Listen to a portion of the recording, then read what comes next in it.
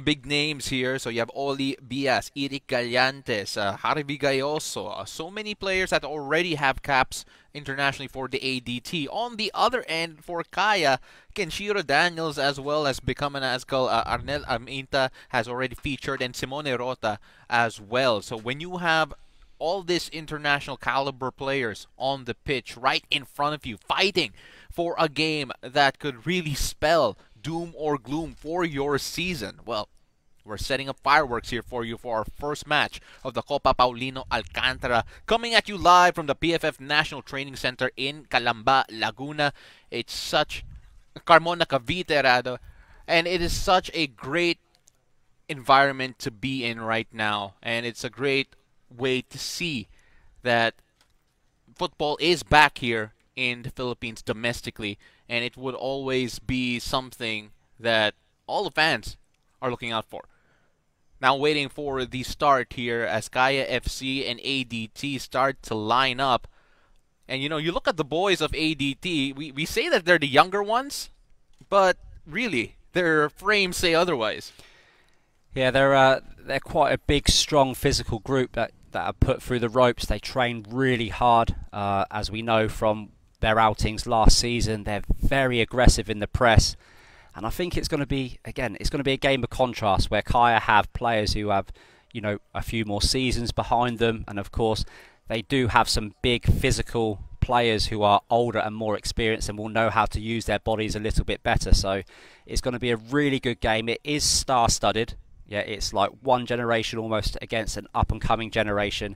And these are the sorts of games that I hope people will tune in and watch. And there should be loads of youngsters out there watching this thinking, what do I need to do to get to this level? Because really, you know, playing for ADT is a step to play for clubs like Kaya. And hopefully if you do really well, maybe even outside of the country. This is going to be a very, very good game of football. So the teams come marching on the pitch as we get ready to start off the domestic season here for the Copa Paulino Alcantara. Again, the only domestic competition the country will have due to the ongoing pandemic. The organizers and the teams all moved mountains to make this happen, to stay fit, to stay healthy, and to bring us the game that we all love. The beautiful game is back here, as the ADT and Kaya will get us going in just a bit. And I'm sure watching with the entire nation are the other teams in this competition. Of course, we'd like to welcome Dynamic Herbs Cebu into the competition, into the PFF family, into the PFL. And of course, down in Laguna, who are adamant that they are healthier than they were last year and will finally showcase what they can do. And of course, Mendiola, perennial underdogs in their, well, according to them, they're always playing from the bottom. But if you've seen them play, you know they always fancy their chances. The way that they counterattack is still something that we talk about today. And they debuted 2 years ago.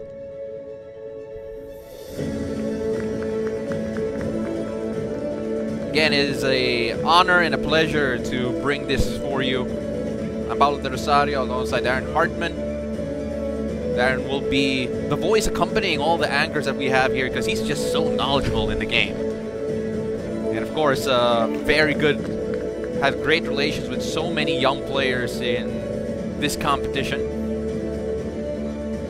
As we take a look at Harvey Gayoso, Joven Vedic, captains for today.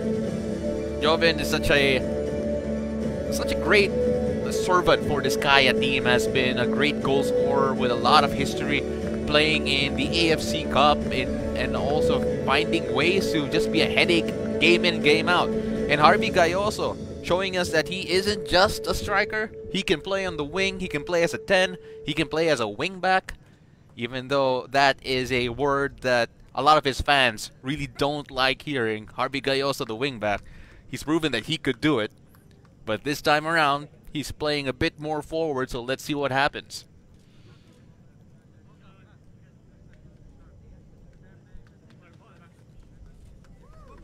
Kaya in all black, ADT in all white for you here today. Our referee will be Clifford Daipuyat. accompanied by Reli Balila and Merlo Albano, who is the first female assistant referee credited by both FIFA and AFC from the Philippines. So we have a lot here for you here today, and Steve Surprenciencia is the fourth official. Kai will be playing from left to right of your screens, right to left rather of your screens, while ADT will be playing the other way. We'd like to say it's youth versus experience, but given the recent trials of this ADT team, some of their players did play in the AFC Under-23 Asian Cup. Well, they have a bit of experience themselves.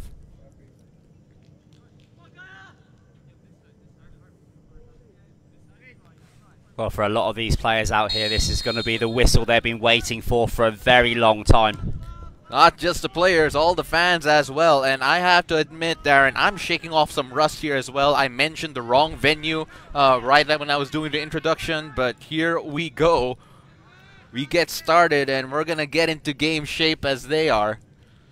I was just on the way up here, just trying to loosen off the old vocal cords and get back into the swing of things, and hopefully bring the best coverage that we can for all the fans that have been waiting to see this PFL action again.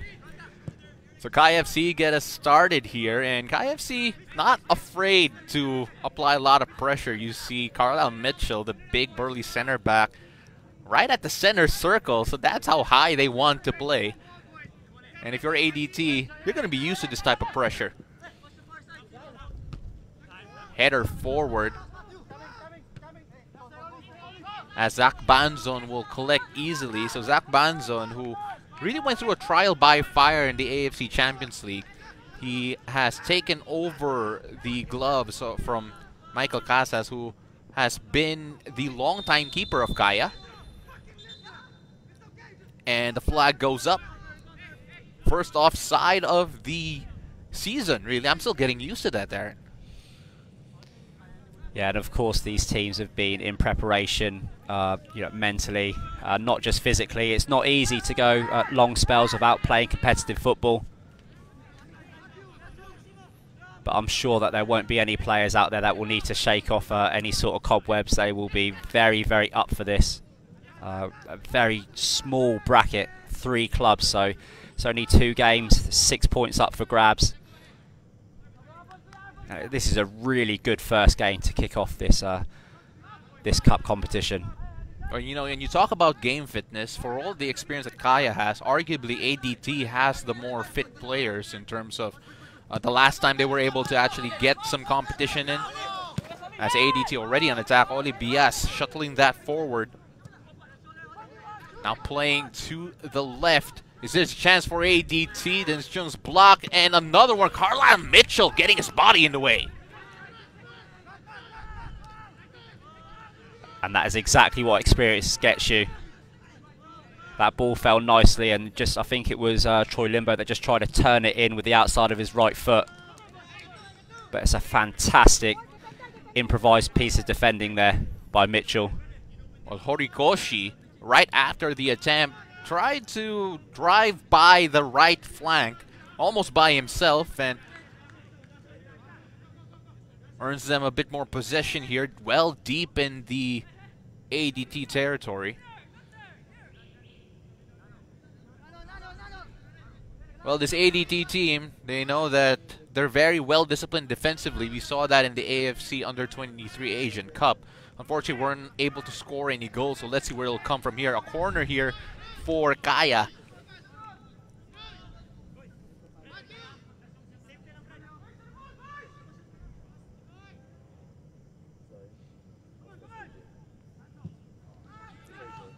Short corner there. Mitchell tries to float that back in.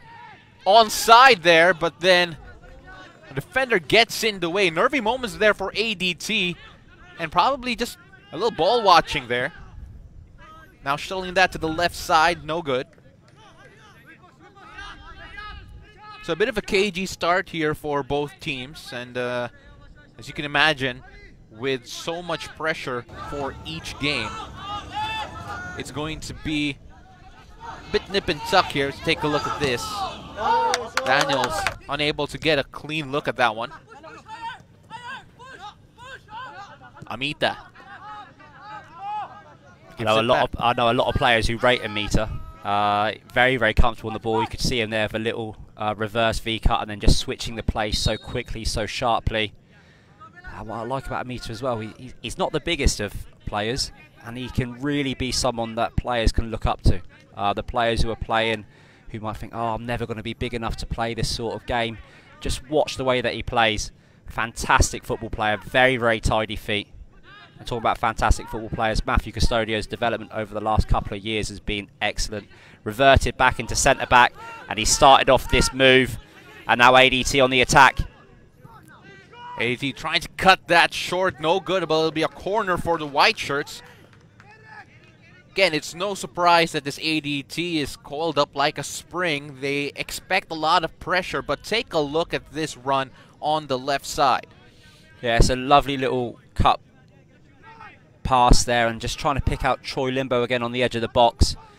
But Fakaya able to, again, just read the play, but you can see in transition how quick ADT were on the counter-attack, and that's something which Kaya will have to be careful of, because ADT will be wanting to get a goal. They have been goalless, if you include the under-23 national team, for 3 games now. So this side looks very attacking. They've got 3 players playing in that higher position there.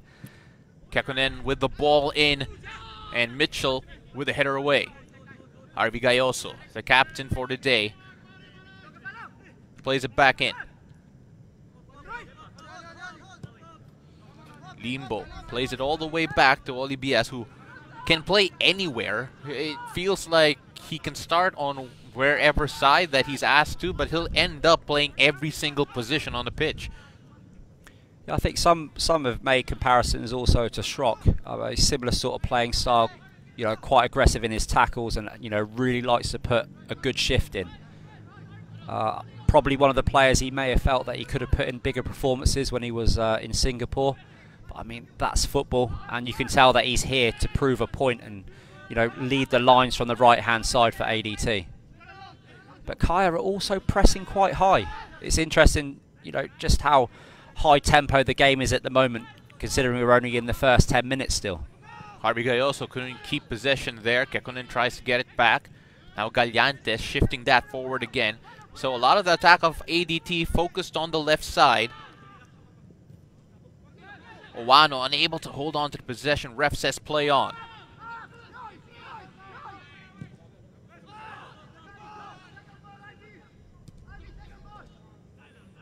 No team able to really hold on to it here, but playing well deep in Kaya territory. Ball still stays with the white shirts. Well, that's what I was saying. I mean, the press is really hard at the moment. It's quite high. Both teams are looking to not let the other team settle. And I think if we were to compare training hours, I think Kaya will probably have more training hours than ADT in between the league last year and now. Well, again, if you talk to any member of this Kaya team, they said that they were ready to play last August. But again, due to the ongoing pandemic, we saw the cancellation of the league, the reinstitution of the Copa Paulino Alcantara. A lot has happened, again, due to the ongoing pandemic. And here we have this domestic competition here to make sure that we don't go a year without football, for sure. Kekkonen playing that further on, unable to find his teammate. I really hope that the Copa Paulino Alcantara grows into, like the FA Cup, something which everybody dreams of playing in. The FA Cup, it doesn't matter what level you play at, you get an opportunity to try to make it, to that big 4th round, and I really hope that this can grow into something like that. Well, speaking to Commissioner Coco Torre, the plans are for the future to even find ways to add collegiate teams into the league, into the Copa Paulino Alcantara in the future. Again, the limitation here is due to the fact that there's so many restrictions that are being put to these teams, to this competition, for the sake of safety. Of course, the ongoing health situation is still evolving, and hopefully we have turned the corner.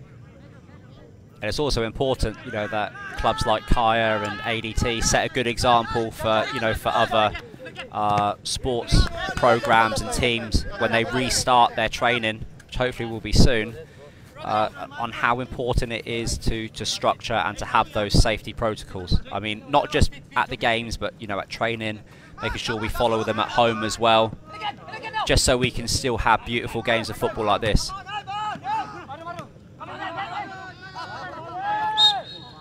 And foul there on Owano. He's putting his arm around Amida. I mean, you just mentioned collegiate football, and of course we have to remember that there are a number of players out here that do come from different collegiate programs, so I'm sure there's no love lost. Even though they're wearing different badges, I'm sure people will still remember where their roots are. Oh, they're used to it, and if you watch collegiate football here in the Philippines, it's very physical. The tackles do come flying in from time to time. ADT now operating on the right flank. Kekkonen so tidy on the ball there, absorbing the foul.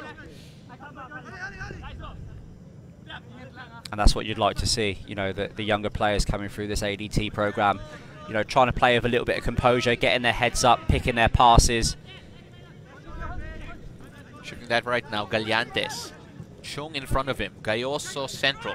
Chung pushing forward. Olivias with the run on the far side, but what a tackle there from the veteran Simone Rota. Gayoso plays it easy to Gallantes. Quick feet. Kekkonen unable to keep possession, but ADT, misplaced pass straight to Carlon Mitchell.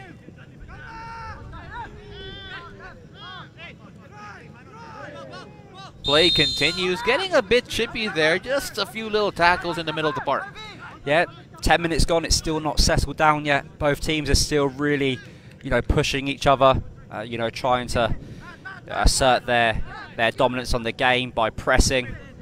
But I don't think it'll be long before, you know, one of the senior players at Kaya puts their foot on the ball and really starts getting into that rhythm.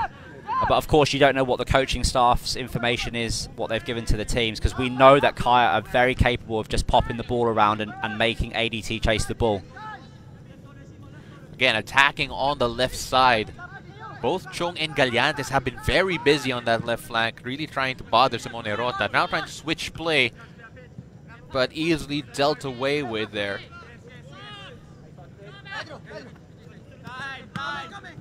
So ADT getting a bit more possession here, trying to apply pressure from the wings.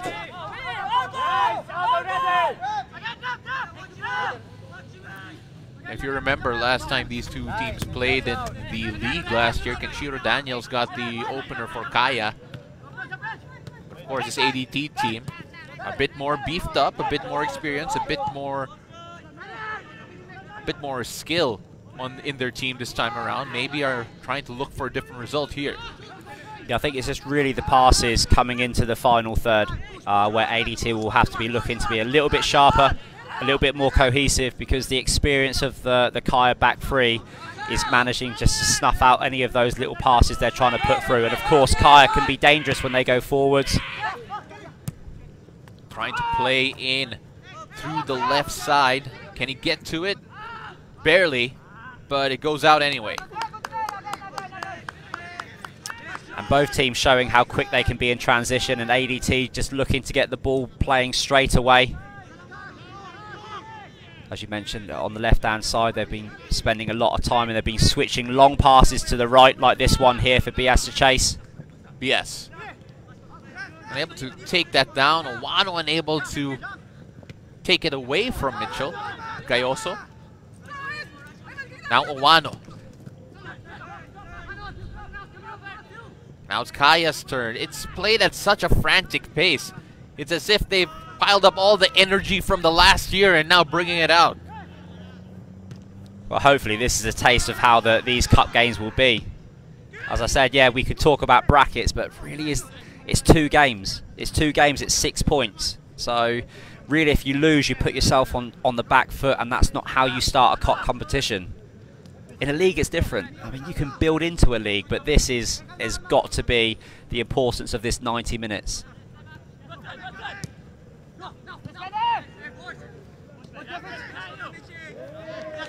Quick feet there. As Owano almost lost track of the ball. Gayoso tried to find BS. Now a chance for Owano to play in Gayoso. Mitchell. Whistle blown. I mean, Mitchell's not happy, but he's read some sort of book on how to read all these passes. Every single pass that's been played through, he's got something on it. Of course, Mitchell, who has experience playing all over the world, you can tell that he's seen everything. He's basically faced all types of talents all over. Now testing the left flank of ADT as we take a look at the possession stats here. And yeah, very even, but it feels like ADT have been more active in the attacking third of Kaya. Yeah, that's how it looks. But we just saw there for the first time Mitchell just saying, look boys, just slow it down a little bit, get the ball moving. I think that's going to be important, as again, we're playing two teams that have very contrasting styles of play at different phases in their careers. So I mean, all the time the tempo's high, you might say, okay, ADT are looking good, but what if Kaya start playing a very tactical sort of game and moving and manipulating space like we saw them in their previous outing?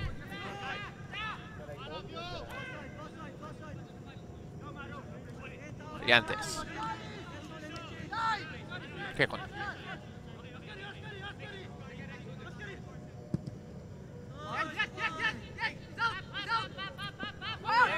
Able to save that one, but then Kaya now able to try and pin them here. Olivias rode the tackle, now finding Owano. And the return pass not there, and Mitchell there to clear things away.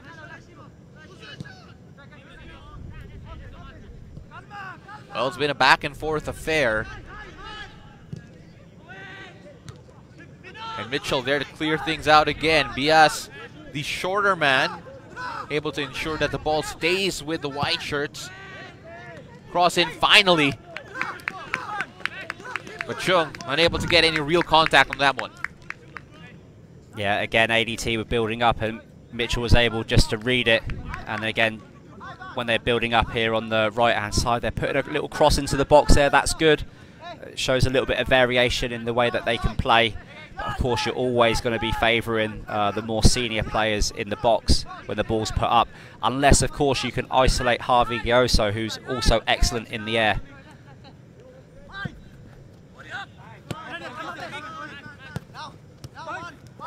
Birik. Amita.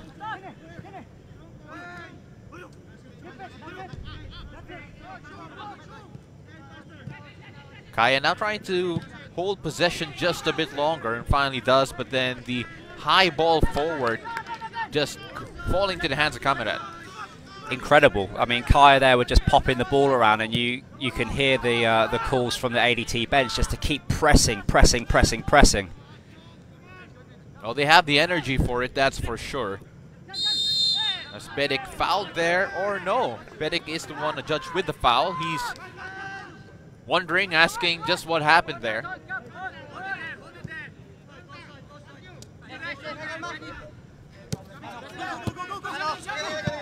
Yes. Well, unable to control that, Troy Limbo.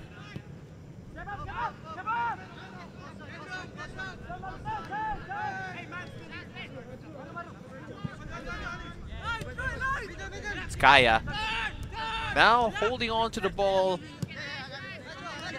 a bit more comfortably here. So the question is, who can have that killer pass in the final third to really threaten the opposing goal? Both teams have been in this type of situation here, but no one with a decisive ball just yet. Yeah, the difference at the moment between the way that the two teams are rotating the ball is, I mean, ADT are rotating the ball, but Kaya are really able to do it with a little bit more efficiency. They're able to move their players tactically and create overloads without having to really, transition into the areas and really push men forwards quickly. Two different styles of football, both very, very good to watch, but even better for people watching at home when they see the two different styles of football playing against one another. Gallantes trying to find Owano. And that pass, they're trying to find Owano on the run. They've tried to do it multiple times here, but so far the defense of Kaya holding firm. Of course, when you have the veteran presence of Simone Rota and Carla Mitchell, and you have Menzi on the other side, really that's going to be a tough group to sneak a pass through. And as I say that, a chance for ADT to do just that. Chung just loses it there and just slides in. That's the first time that Amit has been caught on the ball. ADT very quickly to try to capitalise on that. And you see Dennis Chong here just driving forwards. Dennis is actually really good in front of goal. When he gets an opportunity to snap his shots off, he can be quite clinical, enjoys scoring as well. But then you can just see here now Kaya just slowing the tempo down. You can see, you know, them rotating the ball and just working up the pitch.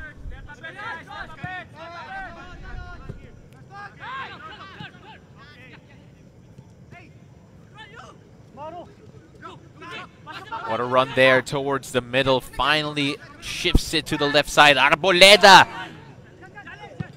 Well, that was the best chance for Kaya. Unable to find any sort of contact, though, when it really mattered. Yeah, it's really good football, and that's where the formation can play into Kaya's favour. You know, with the wing backs or the very wide midfielders, you can just see how much width it gives you.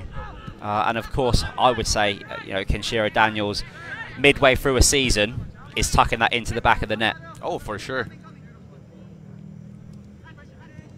Again, it was Kenshiro Daniels who got the opener for Kaya last time around that these two teams played in the PFL season last year.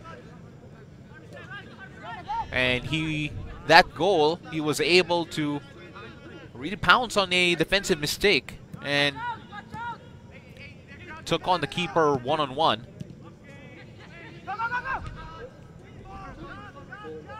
So you have the three center backs for Kaya playing very deep, but then the two wing backs, if you can call them wing backs, are really wingers, as we see Carla Mitchell again just stretching and doing the right thing defensively. Daniels shifting that forward here. Angeles playing that forward to Bedic. So Kaya getting into this game more, finding their rhythm. And now you're seeing questions asked of Custodio and Rontini. Of course, Custodio, who used to play for La Salle, was actually more of an attacking player. But then at this level, his size and his experience can be used well in the back. Yeah, he's converted really well into that position. And Custodio and Rontini at the back are a good, strong physical presence. They combine well because they've both got really good feet, and also they show leadership skills. I remember Rontini when he was playing against United City, really happy to press and lead the press even against players like Schrock. Gayoso playing that long to Bias. Bias can't get to it.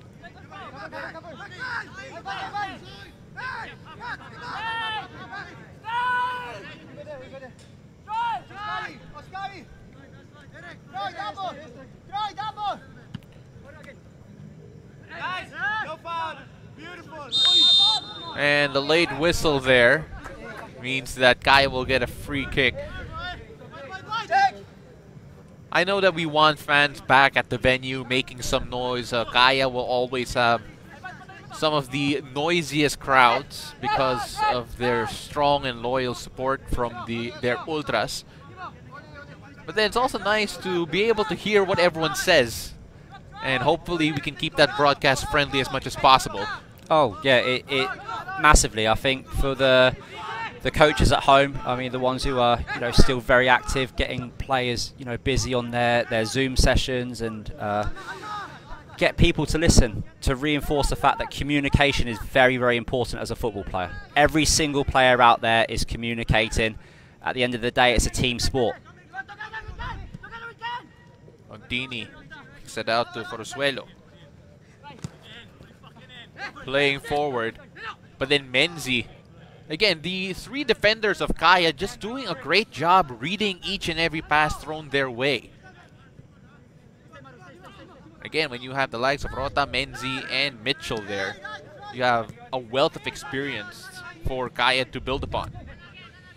Yeah, their formation really suits them when they're trying to build forwards. You can just see the little diamond that's building up at the back, with Mitchell at the base of the diamond, and then Armita just at the top of that diamond. As soon as he turns, he's got lots of options and lots of width as well. Amita, now to Rota. Back to Banzon. If you are familiar with the Kaya campaign in the AFC Champions League, Zach Banzon was responsible for all of their blogs. So he has promoted himself just from being the team vlogger and reserve keeper to being the #1 choice, as it goes out there for Horikoshi.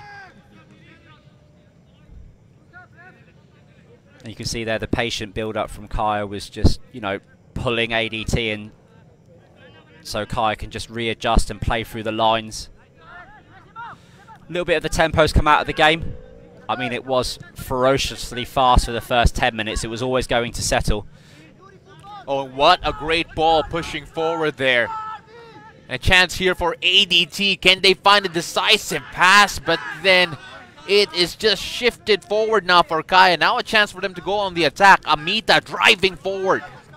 Now Daniels goes back to Amita, but Kekkonen there to clear things up.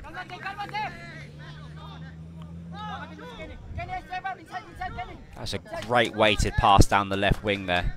Dennis has done really well, but would be a little bit disappointed in himself with the quality of the cross that he produced.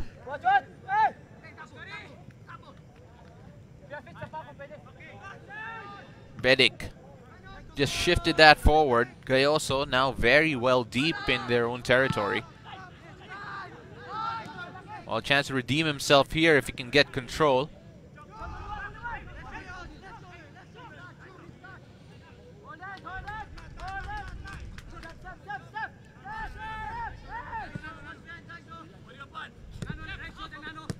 So both teams getting their chances really, but unable to set anyone up. So the build-up is there up until that final pass that could actually result into a chance. Well, the thing is, it's when you're playing games of football, the low rotation side, number-wise, is always much easier than the high rotation.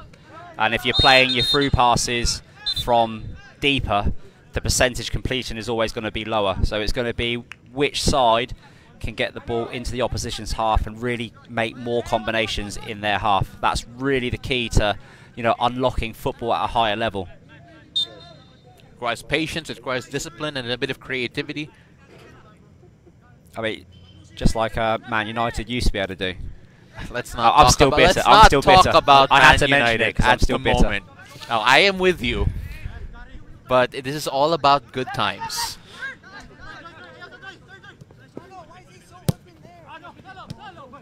As our conversation about Man United, really, it also got our friends at Del Tupas very sad.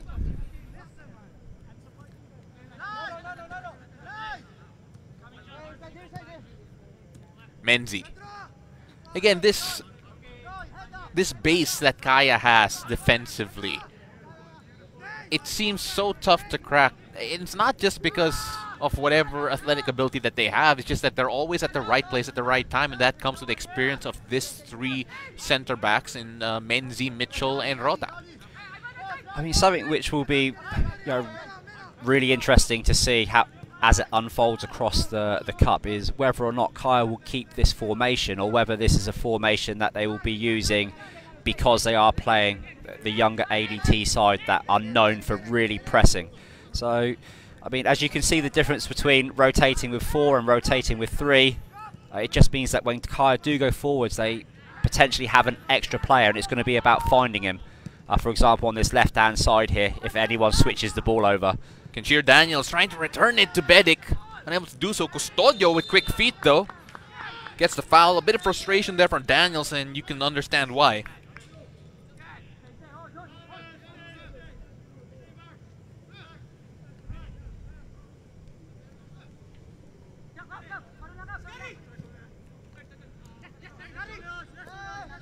Got to kick on in.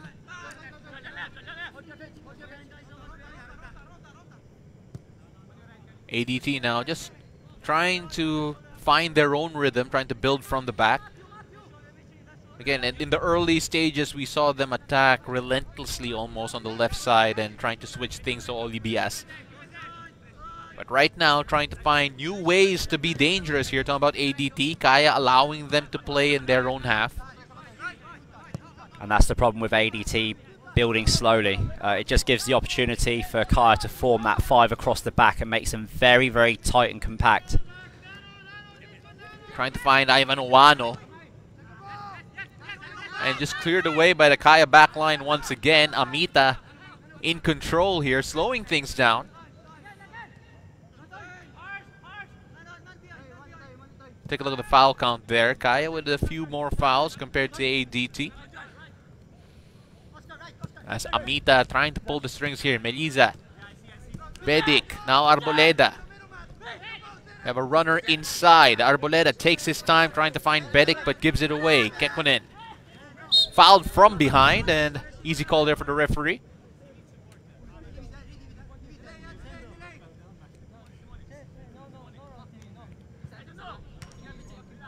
You know, a friendly conversation that I'm sure if we increase the volume we could hear, but I don't know if we should. It's one of those things when you're playing. I mean, it is 22 men out there, and of course, following the build-up and just knowing how important this game is. It's still 0-0. You know, at the end of the game, would Kai necessarily be happy with a 0-0? I don't think they would be. I think they will be going for all 3 points today. But of course, ADT will have something to say about that. And for those of you who followed the under-23 national team campaign, you will know. And I don't want to, you know, find some wood somewhere, touch wood. I mean, they haven't conceded in the first half at the top level for, you know, a considerable amount of games. And I think that's also something which was a trend when they played in the league last year. So coaches will be aware, and if they weren't aware, they will be now, because I've just said it. ADT are hard to break down in the first half.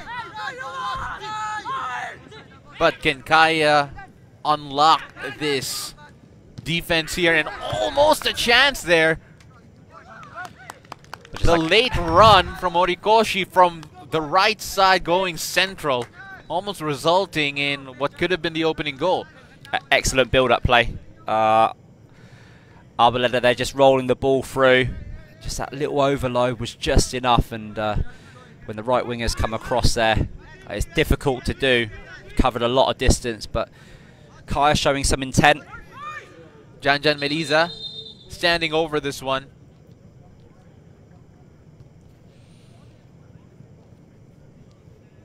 As a referee, they're just sorting things out in the box. It feels like that happens every time there's a corner. Read an interesting stat about corners this morning while having coffee. Out-swinging corners create more chances, and in-swinging corners create more goals. And this is an out-swinging corner. So let's see whether or not the trend continues there. Cleared away. I was about to say, I know what book you read that from, and we can have the discussion over that over coffee sometime soon. Great ball forward, trying to find Oli Bias, but then cut away again. So Kaya have had arguably more dangerous chances of putting the ball in more dangerous positions compared to ADT, but then ADT just can break so quickly. There's an understanding for this Kaya team that they still have to be solid at the back, despite the inroads they are making going forward. Mitchell. Menzi. They are definitely just trying to get that front three of ADT to press so they can play through like that. That time ADT read the ball.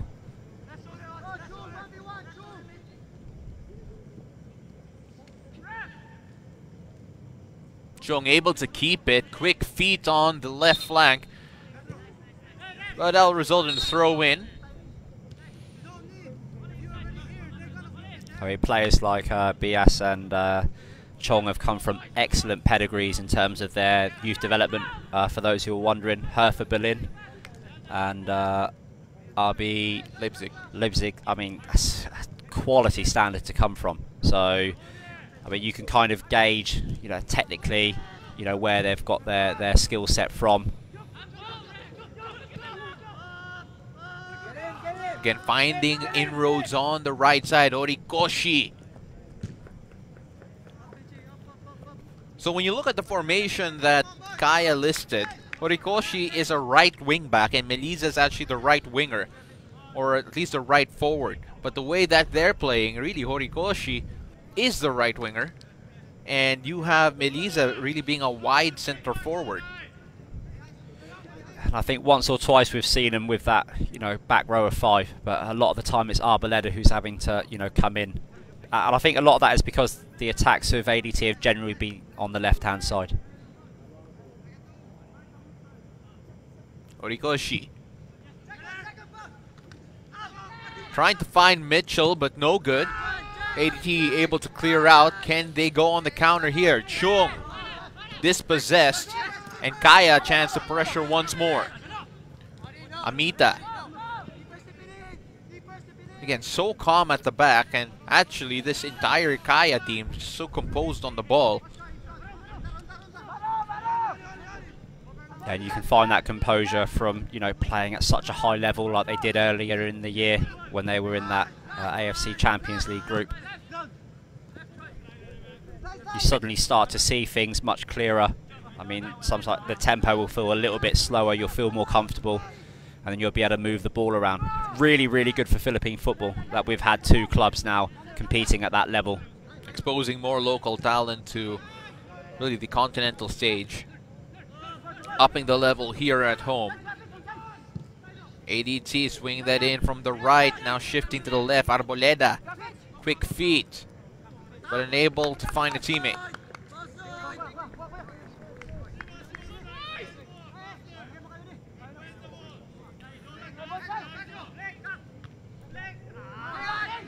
So both teams able to find ways to get in the final third. Again, we are looking for that killer ball. We're looking for that pass to set up a chance, as Daniels just throws that one away.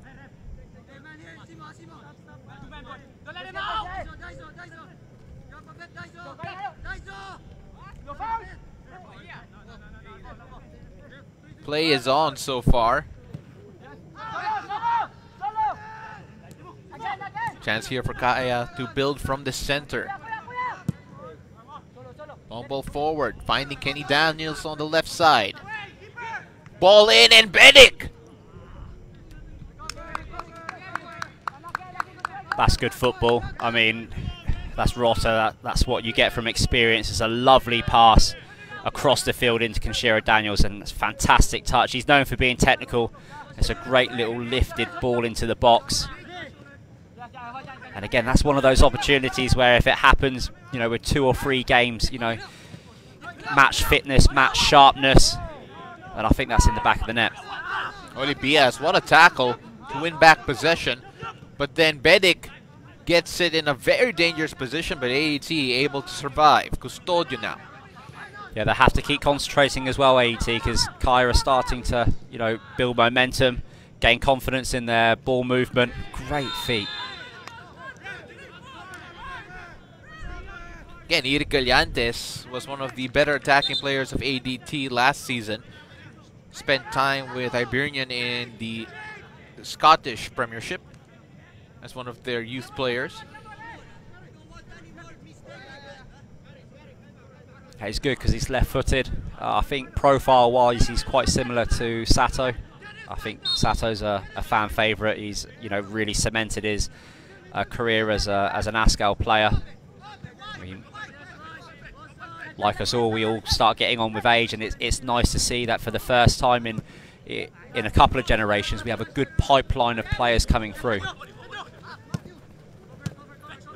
Owano trying to find Bias, but Arboleda there to clean it up. Mitchell searching for the pass forward, but gives it up to his opposite number.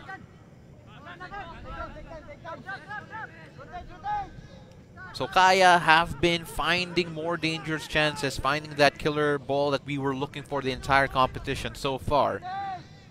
But in ADT, well, you feel that with the way that they're breaking from their own half, just one misstep from Kaya, that could be disastrous. Yeah, but ADT will have to start to build some sort of possession on the ball, because at the moment, I mean, the style of play, it's not as efficient as they would like.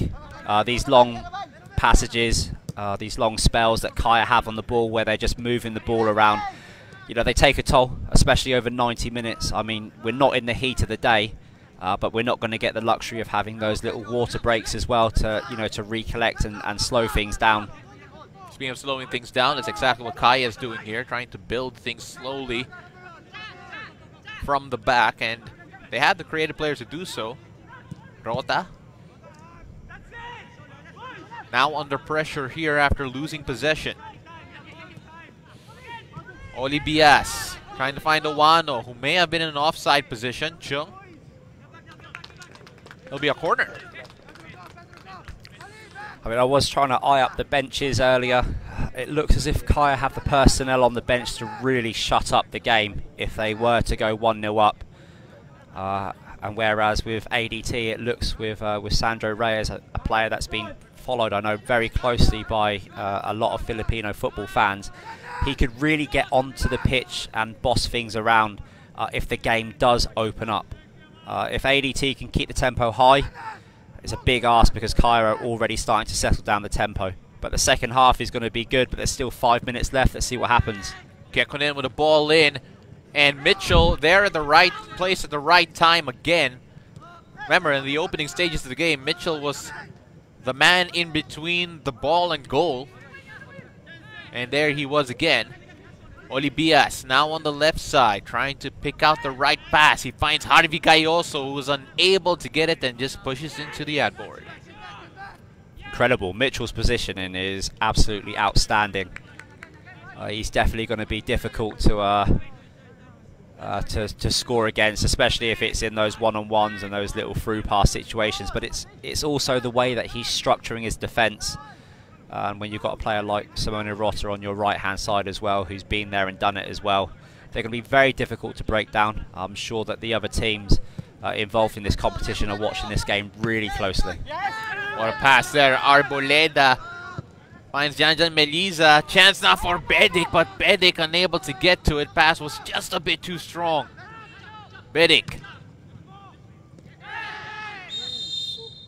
And a foul there against Kaya.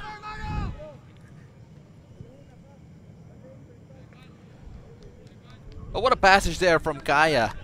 A moment ago they were under pressure, but they shifted from defense to attack so quickly. Eric Alliantes and Jovin Bedic, the two men on the floor. Yeah, that's the thing. I mean, games change and they adapt, and you can just see that.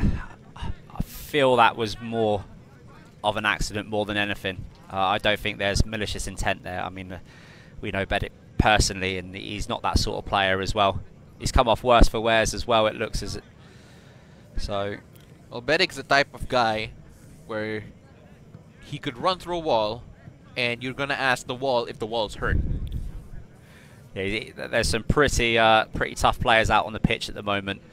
What I like about the Kaya side at the moment is, I mean, the first 10-15 minutes they were really pressing. They showed that they can match, you know, the energy of the ADT side, which is not easy to do. They've also showed that they can slow the game down and play that football, that little combination football that we saw a lot from them in the last season. But it looks as if on the counter-attack, they're a lot more cohesive this year.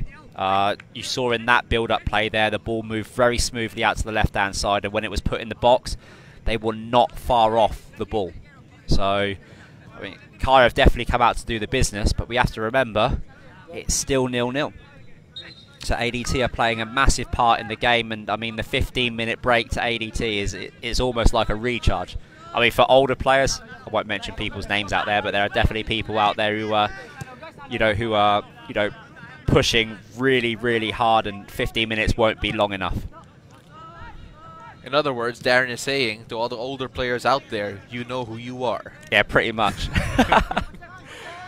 Gekkonen in the middle of the park, trying to pull the strings from there. He finds Oli Bias. Bias loses out to Amita, but it gets it back eventually. Now the question is, where will the creative pass come from ADT?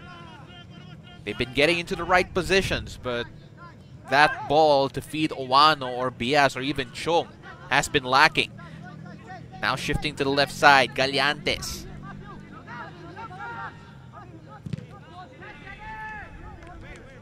So that has been one of the bigger questions. Even if you're looking at the performance of the under-23 team back in Singapore, how can they create chances in a consistent basis? Because even here, that has been slightly an issue here for ADT. If you're going to ask me, one thing that I would be looking at is the areas that we build up in. With ADT look very, very good at getting the ball wide nice and quickly. But you know, realistically, they're putting crosses into the box against much bigger, stronger, and more experienced players.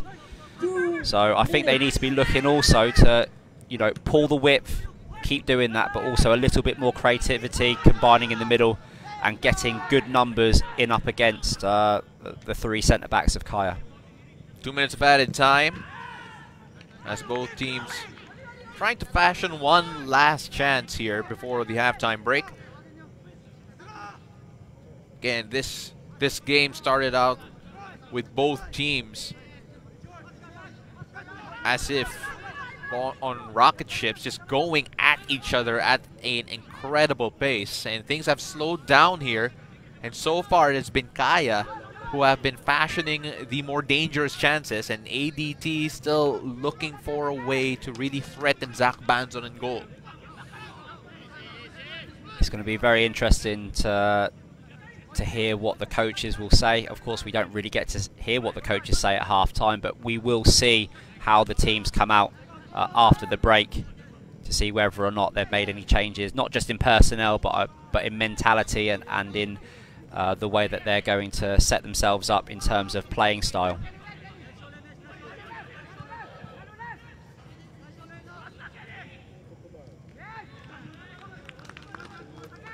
Again, ADT trying to use their individual talent on the wings, and they have a lot of that, especially when you have guys like Gallantes and Chung. It's hard to get the ball off of them. But then how do you feed your goal-scoring threats? Yeah, I think Wano needs to be getting on the ball and just looking just to set the ball off and get Harvey, you know, pushing the ball forwards. Troy was able to do it early in the game. But it really needs to be really consistent, rotate, head up, Guano, just drop it back and then attack from, you know, a good, strong build-up.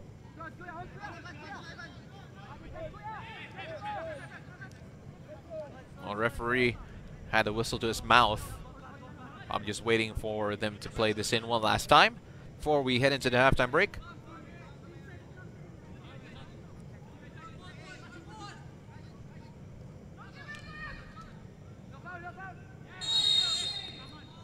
And there you have it, 0-0 at the halftime break between Kaya and ADT.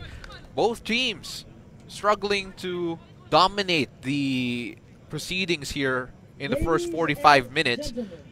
But between these two, Kaya will probably be happier with the way that they have been moving forward. Yeah, I think Kaya will be happy that they managed to settle into their rhythm. They were able to, you know, create more chances towards the end of the first half. And of course, they also managed to, you know, suppress ADT's really aggressive, you know, pressing and the way that they were counter-attacking. So I think Kai will be happy, but in terms of scoreline, this is something that ADT is very useful, and it's a good opportunity now for them to, you know, try to put things together and try to come out in the second half with more ideas and try to get that goal that they've been waiting for. So a couple of the highlights here from the first half. So there, Conchiro Daniels, with one chance that you felt that had there been more games played, he would have tucked it in quite nicely. And here on the other end, ADT trying to find inroads from the wide position. Dennis Chong unable to get his header on target. And here he is again on the attack. This time with a bit too heavy of a touch. But then, of course, Kaya, as we mentioned, all throughout created the dangerous chances. Now the question is, can they get that finishing touch? Now they just lack that strike towards goal. but it is the back three of Kaya FC that has found a way to neutralize every forward play ADT has made. And again, chance after chance here for Kaya. Not really forcing Camera to a save just yet, but then the positions that they're getting into has really worried the back line of this ADT team. Yeah, and it's going to come down to one of those things where it will be a very tactical game over the next 20, 25 minutes, and after that, if it's still 0-0, it could become a case of who wants it more. Well, again, a draw here could make things very difficult. Again, each game matters. Only 5 teams in the cup. And a loss here, or a draw, could prove disastrous. We'll be right back after this break.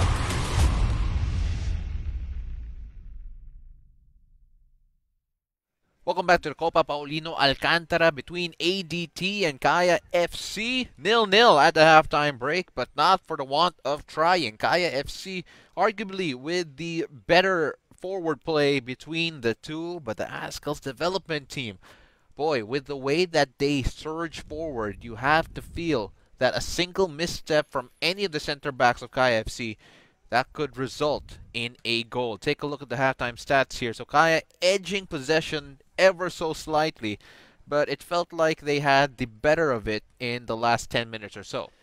I mean, the stats are very, very close. We have to remember that the 48% possession of ADT is going forwards.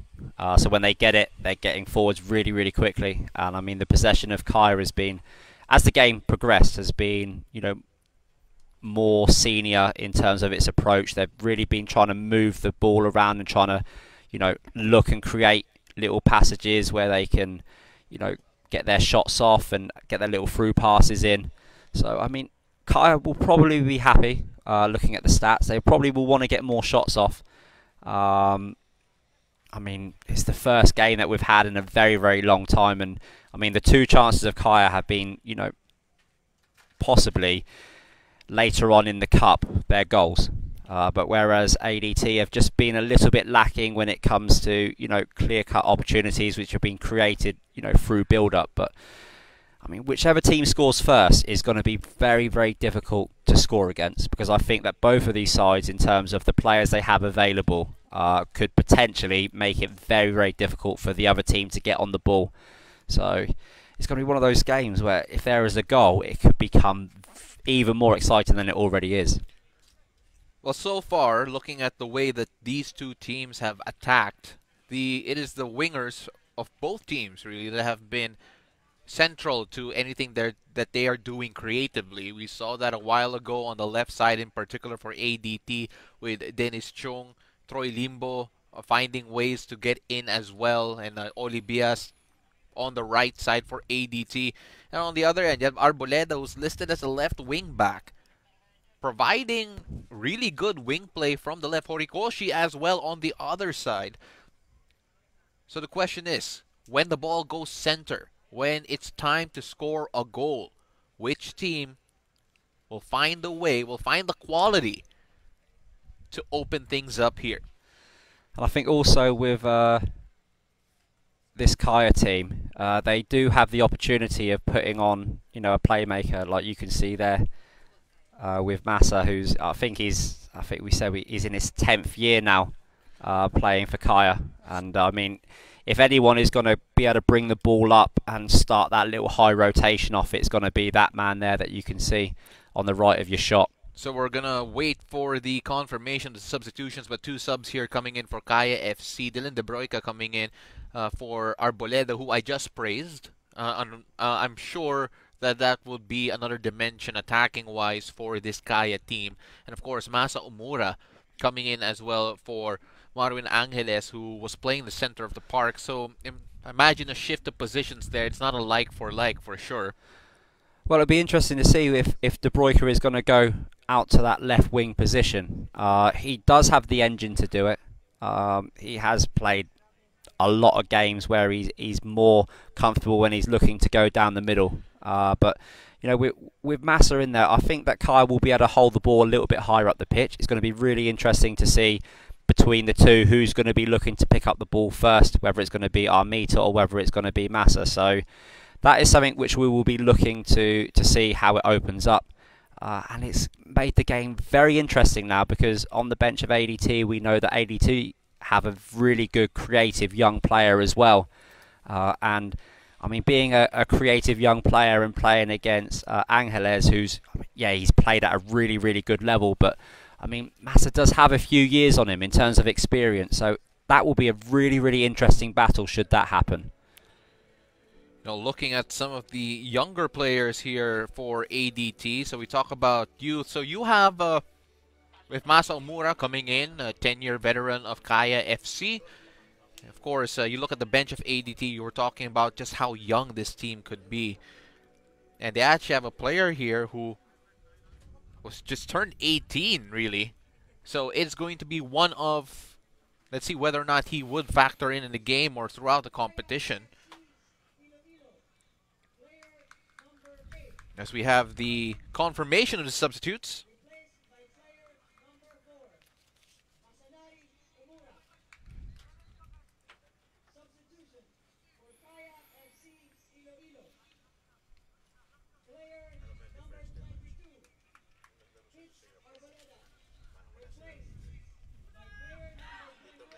So ADT, still in all white, Kaya in all black. If you're just joining us, welcome to the Copa Paulino Alcantara.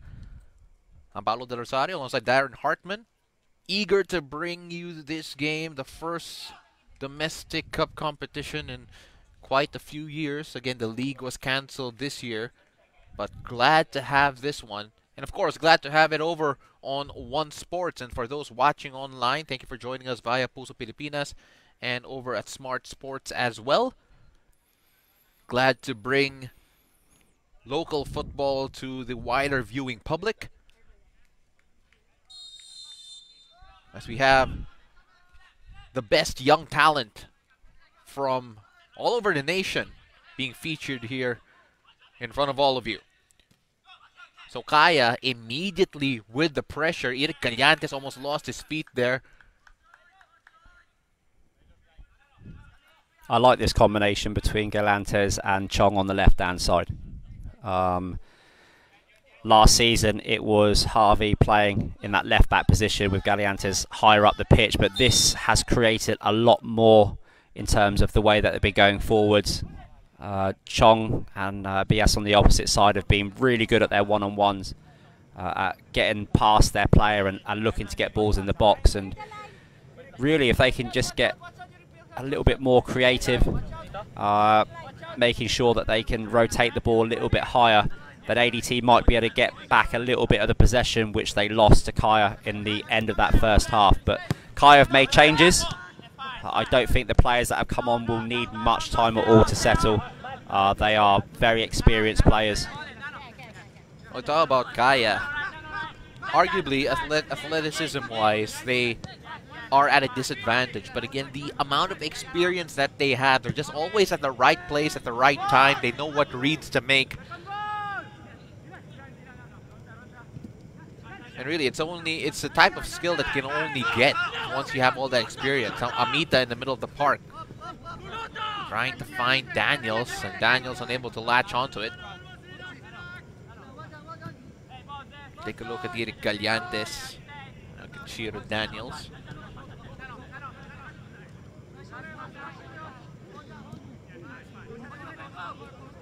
ADT now taking their time here in the build-up. Eric Callantes.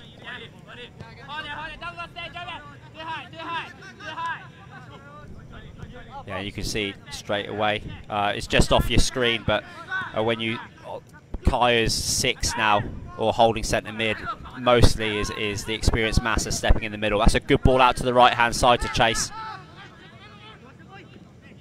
Limbo. No fouls as the referee, but they earn a corner. What a pass there comes from Harvey Gayoso.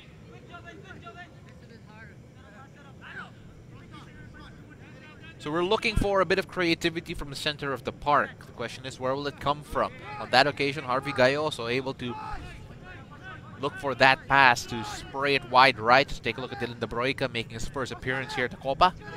Yeah, it's an exciting way to play, but it's also a very tiring way to play. So at some point, in phases or in spells, ADT will have to be better at, retaining ball position, not just, across the back, but a little bit higher up the pitch as well. ADT getting ready for this set piece, for this corner opportunity rather.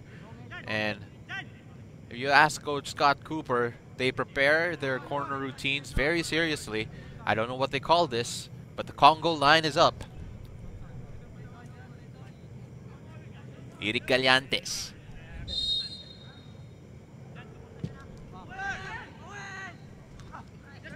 Wano unable to beat Carlisle Mitchell. And the ball will stay with the white shirts. What would you call that? Them lining up for the corner. Well, it's one of those things where I'm not sure what it would be called, but I can tell you the importance of set pieces. There is a huge, huge number of goals which are scored from set pieces. And, of course, the more time you spend working on it, the more chance you have of scoring. Gallantes unable to control that. Bedic trying to find a teammate on the right-hand side. Eventually does. Ball played in low, but straight to a defender. Janja and Melisa, with the burst of speed there, able to save the possession. Unfortunately, able to find a teammate in the final delivery.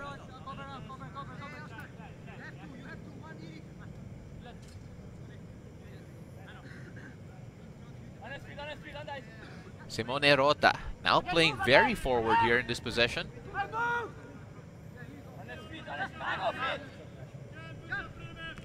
Trying to find job in Bedic. Bedic trying to save it. Custodio header away. Now Gayoso.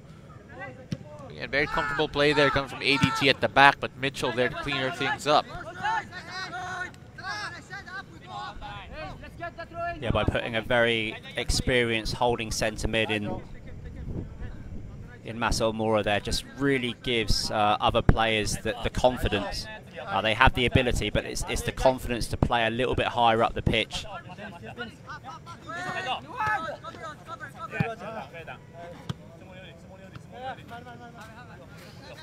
So no team able to take hold of possession here.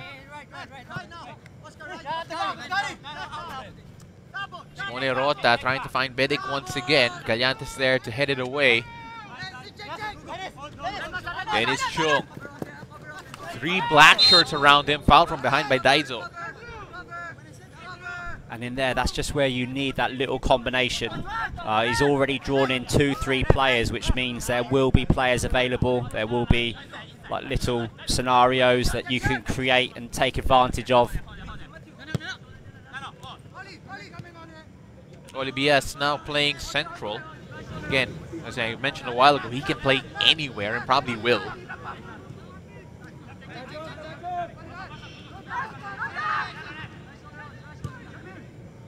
Kaya pressuring significantly more compared to the first half. And Bedic there to pressure Camarad and throw in deep within ADT territory. Rondini under pressure there.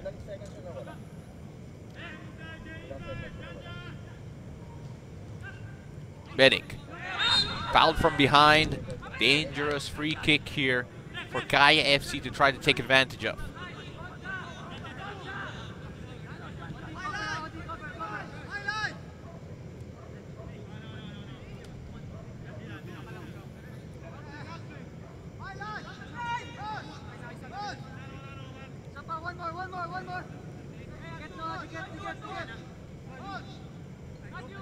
Janja Melisa standing over this one.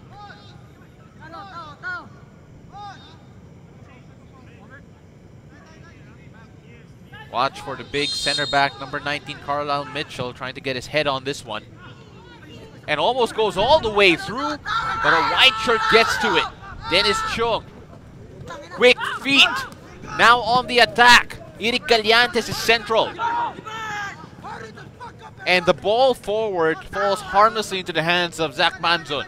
You could see exactly what he was trying to do there. Just on his favourite foot, was just trying to, swing it out to the overlapping run from left back position from Gallantes.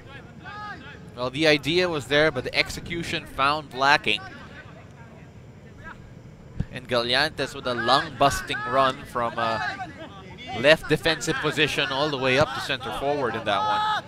Carlisle Mitchell now just taking their time, telling his team to just calm down, take their time.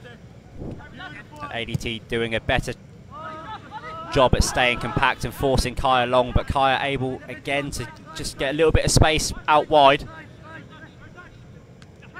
Bedic trying to play one through, but Gayoso there with the defensive clearance. Kaya still on the attack on the left side. Low ball in, and there's the opener. Kaya FC draw first blood.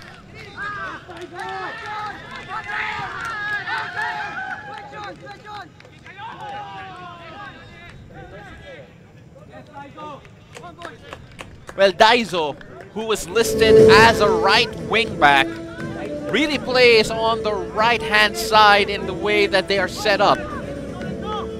And that forward run in resulted in the opener, finally carving up that space with that ball inward. Let's take a look at this again. And that's where you want your right wingers to be. Kaya doing very well on the left-hand side, and when the ball is on the left and your wingers looking to play into the box, the opposite winger should be inside.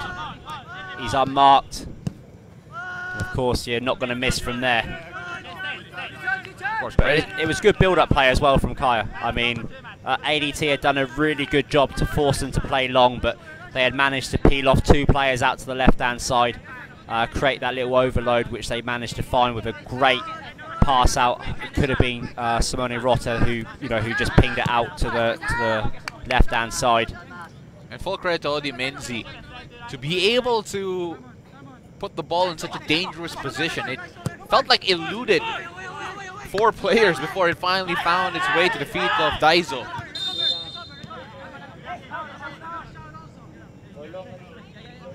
So 1-0 now in favor of Kaya FC. And a substitution here of Troy Limbo checking out, with Sandro Reyes, who has impressed in his stint with the under-23 team. And of course, Jethro Borlongan, who also impressed, now coming in for Dennis Chung. Borlongan was one of the brightest stars for the under-23 team. Very dangerous on the left-hand side moving forward. And of course, Sandro Reyes with eye-catching passes from the middle. Let's see how he plays alongside Kekkonen, who has had that holding midfield role throughout the game here so far. And I'm sure the boys would have preferred to have come on with the scoreline being at 0-0. But now the scene is set. Sandro's a player that's been talked about a lot. He's the boy wonder that was scouted from Southridge's program and was playing in the Barcelona scholar setup for several years. And you can tell that he's had that sort of level of training, excellent technical ability on the ball. And then, of course, Jethro Borlongan, who's come out onto this left-hand side. The younger brother of JB, who obviously played, all of those games and seasons in that very successful UP side under Coach Antot. The younger brother from Cagayan de Oro. Very proud of him. Managed to spend several years working his development. Electrically fast. Whether or not he's managed to sustain that, let's see. But the stat that really sticks in my mind was he was 14 years old and he ran 30 meters in 3.6 something seconds, which is absolutely rapid. And we have to see now. As I said, stage is set. If you want to make a name for yourself, these are the sorts of games where you've got to come on and you can see straight away that little bit of creativity and popping the ball that ADT missed. Sandro's going to bring it straight into the game. Well, speaking about creativity, Kekkonen trying to find Oli Bias, and Bias unable to save it and takes out the corner flag and trying to preserve a throw in. So here, now with the introduction of Sandro Reyes, you have 2 players who are capable of pinging the ball from deeper midfield possessions in Kekkonen and Reyes. Let's see how ADT will try to utilize that. I mean, we could just mention their ages as well, because Sandro Reyes is born 2003, and Jethro on the Borlongan on the left-hand side is born 2001. So these are very young. Something good about being young in a league and a cup like this is you're unknown. The right backs and the centre mids of Kaya will not have played against these 2 players before.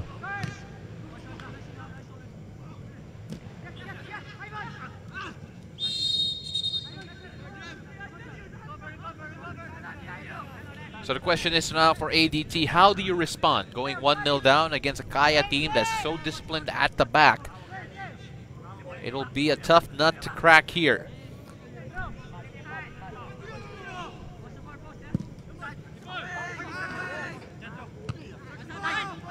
Gayoso trying to find Borlongan. Borlongan has it. Referee says no handball as ADT continue to play on. Sandro Reyes looking for a teammate on the right flank, finds one. Kekkonen. Quick feet. Trying to lift, trying to find Gayoso, but Carlisle Mitchell is there. And all of a sudden, so much more pressure now on Kaya. Now with ADT chasing the game. But so far, most of the balls that ADT have been playing have either been going wide or lofted too high and easy for Carlisle Mitchell to pick off.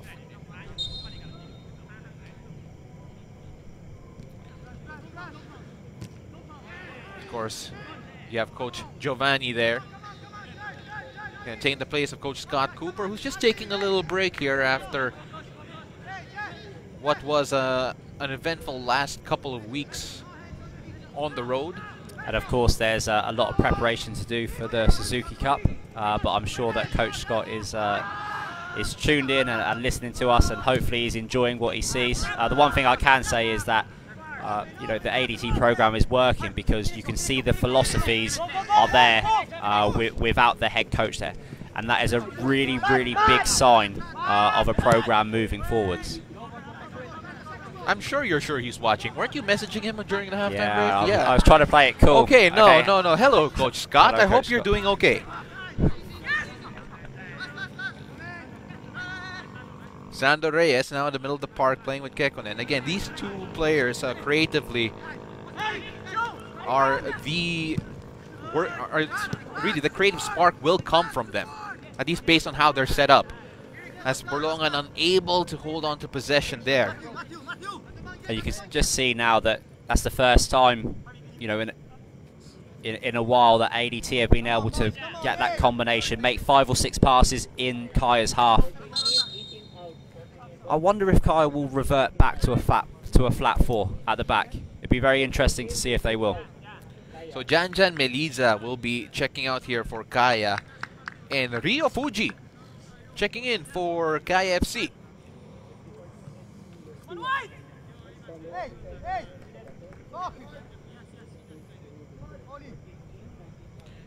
Janjan Meliza, good shift for him. Again, the speed has always been there. And of course, one of the players that come over from Stallions to help support the, you know, the campaign in the Champions League.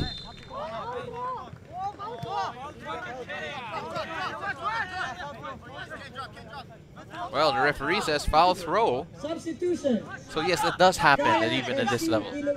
I was checking that in the first half. I just didn't really want to say anything out of respect, really. But it did look as if there was a couple of times that the foot was up while they were taking the throw in. To be honest with you, a lot of the times you might get away with it at this level. But the referee's assistant, Merlo, who, you know, I've actually known for a very, very long time. Got some great stories about her training with the national team and Phil joining in and being as quick as Phil. And I'm not lying. If Phil was watching this, and I'm sure he will probably watch the replay, he will agree with me.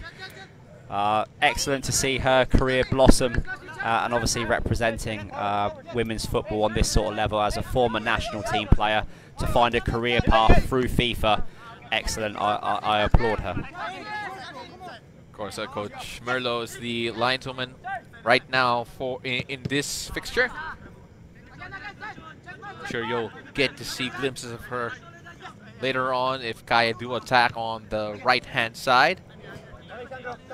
So ADT getting a bit more possession here, but then unable to get much of it as Daiso fouling Sandro Reyes.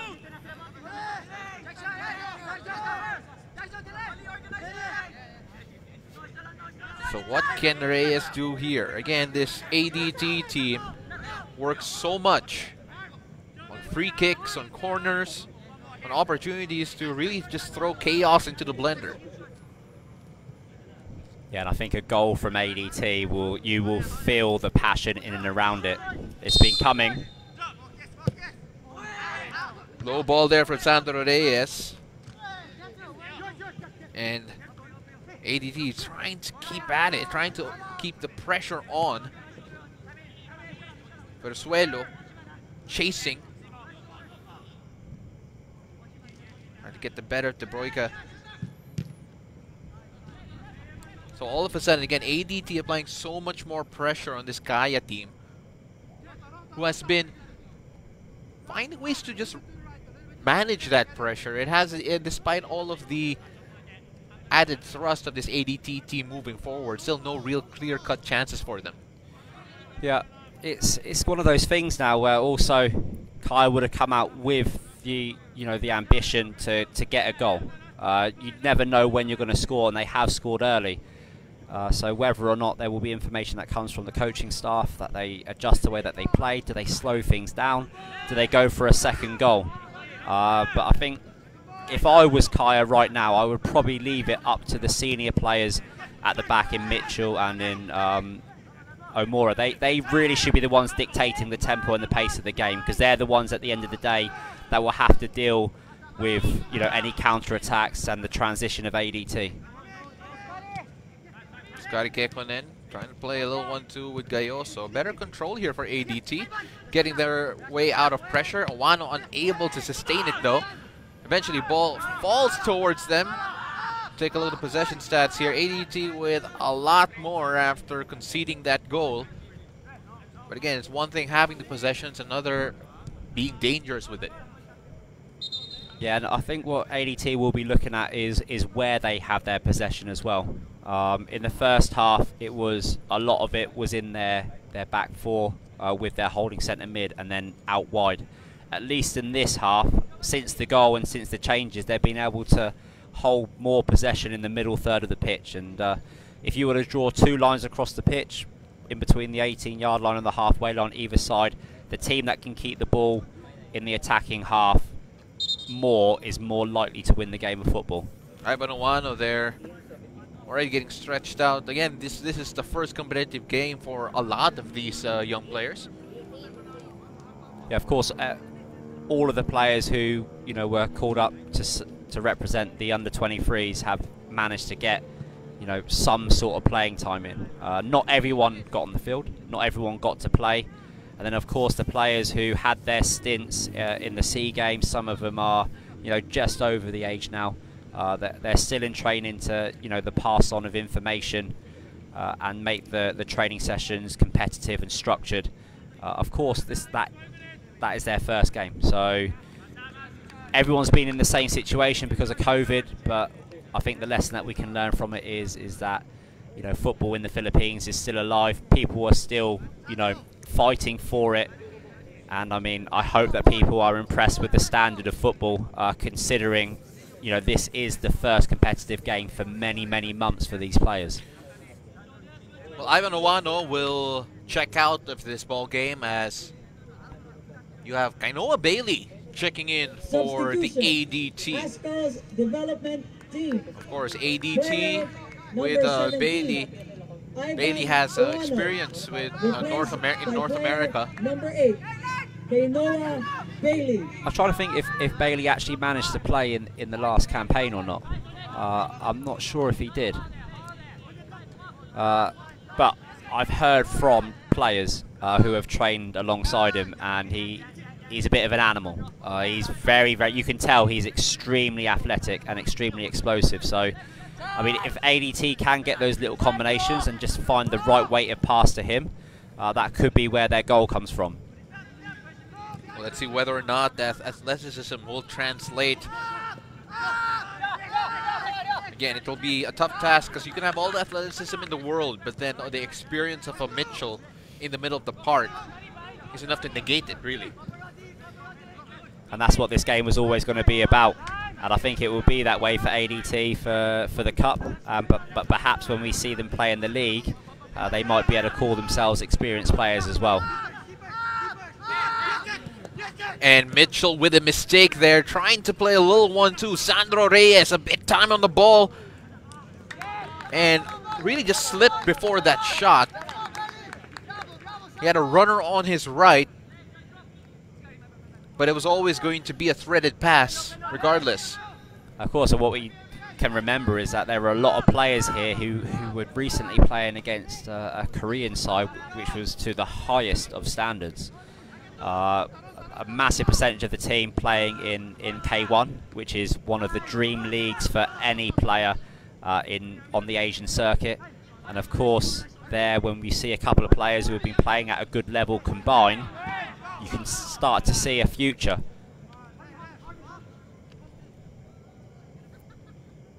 RBG also looking for a foul, but not getting it. Kaya get the ball back here with the throw. So 1-0, still in favor of Kaya.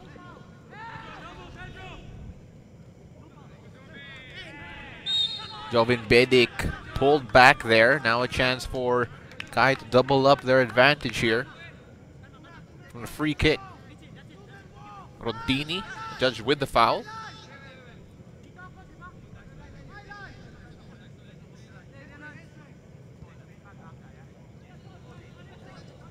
Daizo standing over this one.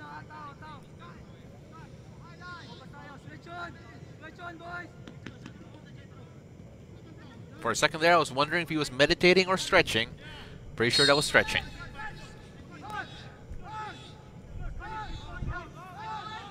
Horikoshi with the delivery. And almost a chance there for Kaya, and finally doubling up their advantage.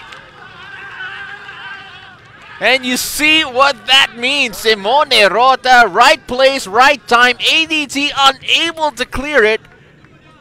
And the veteran gets his goal. And you can just see just what it means to them. I think the 2 goals there is the cushion that an experienced side might need just to try to, see the game out. They came here with a job to do, and at the moment they're doing it. Let's take a look at that again. So the delivery in was high and worrisome. And of course, the ball just ping-ponged in as soon as Jovin Bedic returned it.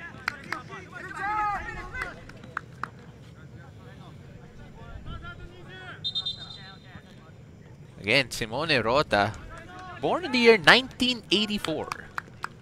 And his birthday was yesterday. So really, that's a bit of a belated birthday gift. And that would be a harsh lesson learned. I mean, when you're playing against a more senior side, giving away set pieces. Well, the second half woes continue for this young Azkals development team. Again, the under-23 team that played in Singapore did not concede a single goal in the first half of all of their games, and it was in that second half where they got found out.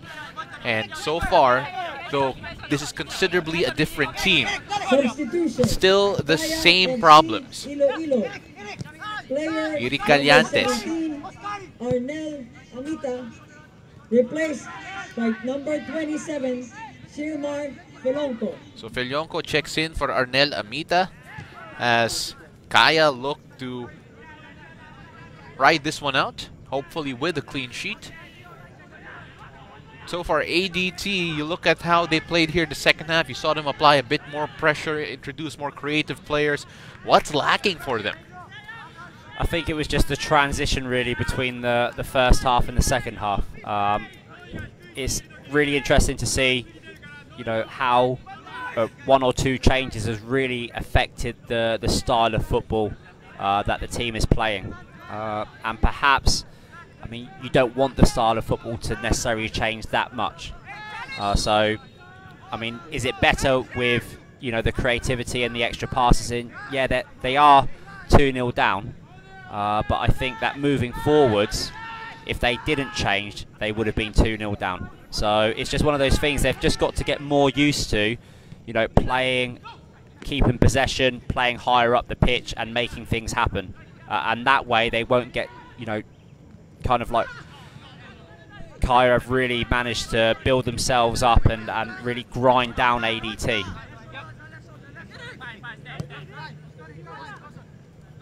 Kekkonen.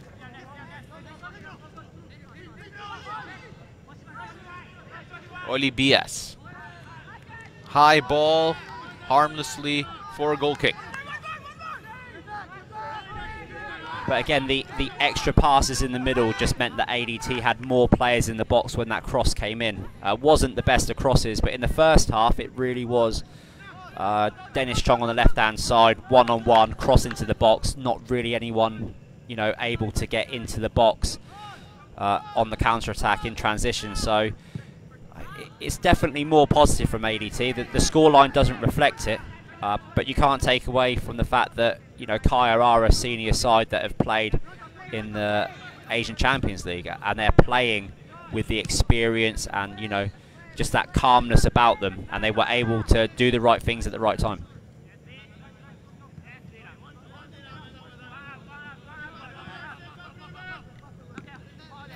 Taylor shots on target here, so 50% shot conversion rate for Kaya FC. 2 goals from their 4 shots on target. On a possibly costly mistake here for ADT. Custodio with the errant pass. And referee saying that it just went down just a bit too easily. I think so. No complaints there from the winger, so good decision there from the referees just to play on.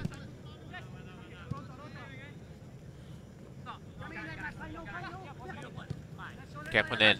Now to Gallantes. Gallantes. Not to Bailey. Bailey playing very low.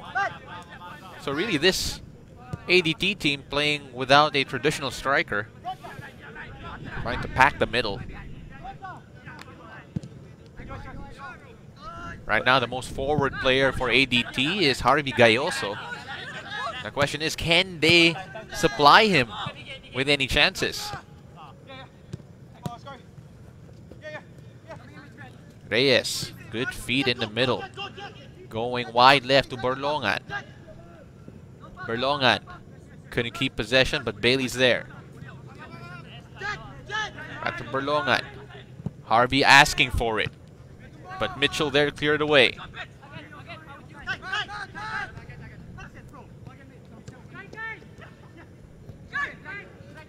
Bailey.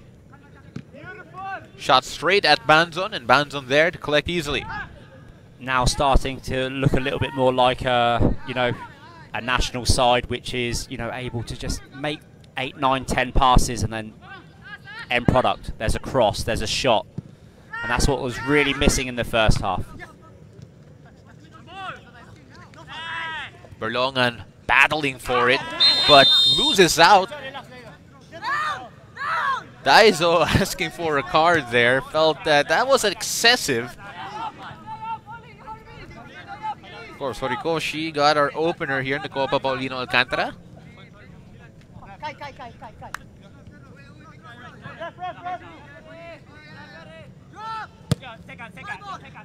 Rota playing it long, trying to find Bedic. Broika so calm in the middle. Chiro Daniels. Now to Fuji. Can't get this cross past the first defender. Now Oli Bias. Finding Bailey. Gayoso getting it to Reyes. Berlongan to his left. Berlongan. All the way back to Gallantes. White shirts in the box, but as always, Mitchell there to clear. It's one of those things again. Good football from ADT. It's a nice build-up. Perhaps slowed down a little bit when Jeffro Berlongan got the ball on the left-hand side, but was able to recycle. But when the ball went in the box, Mitchell was just there. Again, right place, right time. Well, Mitchell, we just saw a while ago, trying to stretch his hamstring. So, question is, can he last the entire game?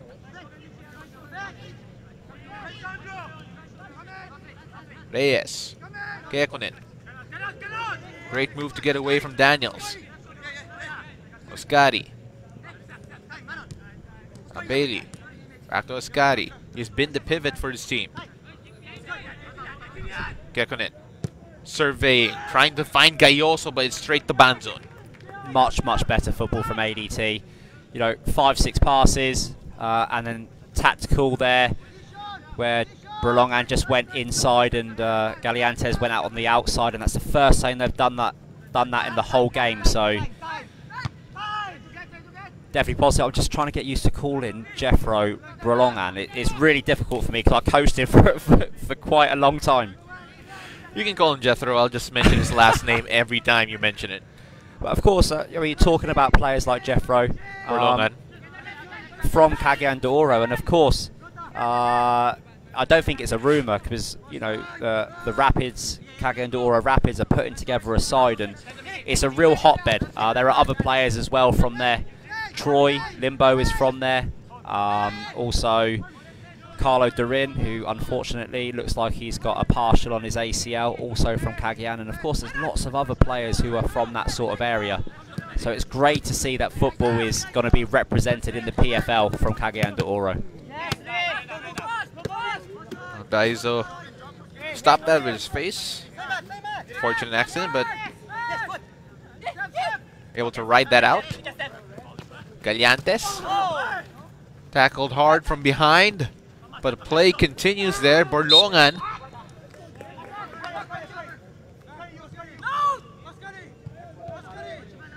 so Oskari Kekkonen saying that he's gonna deliver this one in, actually waving Bailey away, saying that I got this. And he's come alive since Reyes has been introduced into the game as well. I mean, he's got that player now that he can bounce the ball with. Deep to the far post, good area. Ball straight to Banzon though.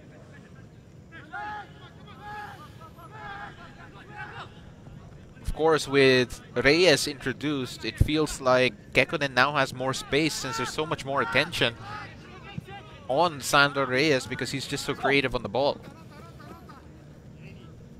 But still, despite having all that creativity in both Kekkonen and Reyes, ADT struggling to create a clear-cut chance. Eric Galiantes, despite the slight frame so strong, able to ride out the tackle and keep possession. Reyes trying to play a little 1-2 with Gayoso, no good. Chance for Kaya again, De Broica finding Fuji on the left. Using his space, getting past one defender, and is, well, at least trying to get fouled. Referee says nothing doing.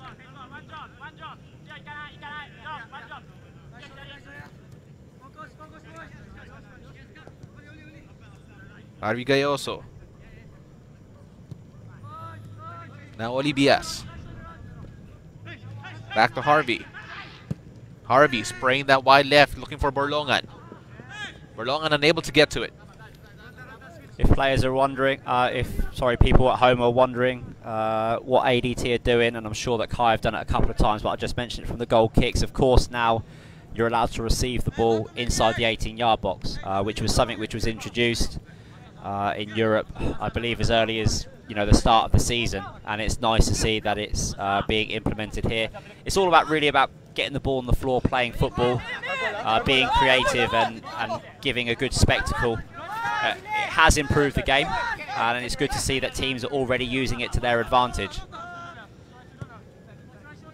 Camera coming way up as ADT trying to introduce more numbers in certain areas just to hold on to possession more. But as I say that, Kaya win it back, and Chiro Daniels now on a run. Finding Daiso Irigoshi on the right side. Rota. Amasa. Daiso. Rikoshi getting the better of Galiantes. Low ball in, straight to Camarad. Sandro Reyes surveying the field. It's nice to have both teams really punching the ball into people's feet now.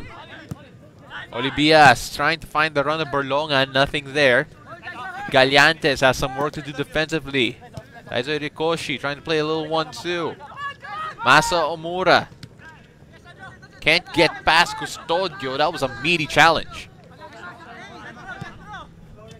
Bailey unable to keep it. And it has been frantic again. It's like the start of this contest with a bit more quality. Yeah, and I mean, the ball is popping around and the players have got the confidence and you can hear the ball moving.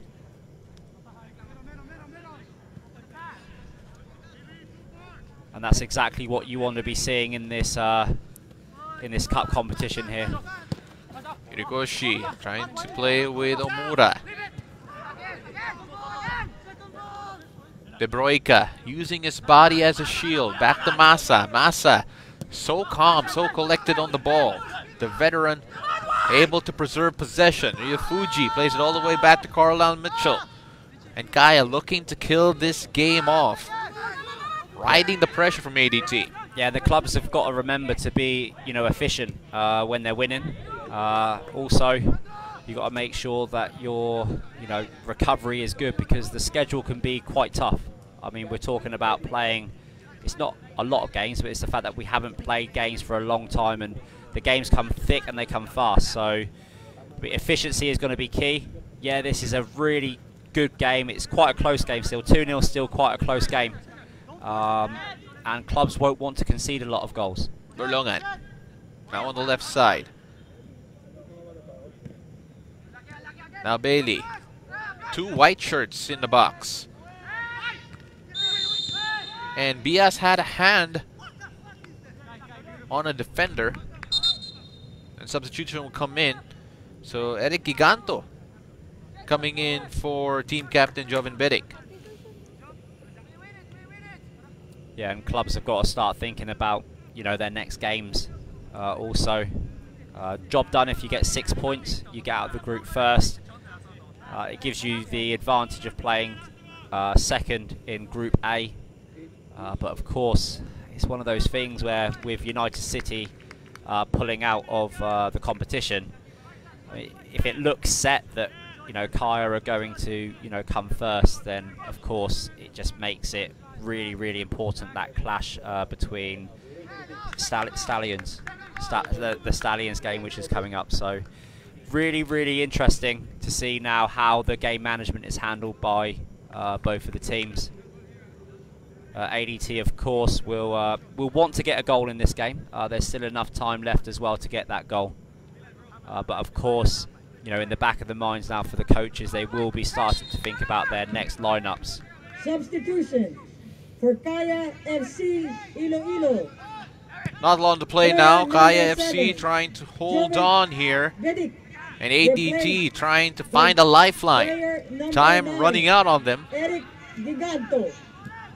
As Kaya looking to kill this one off.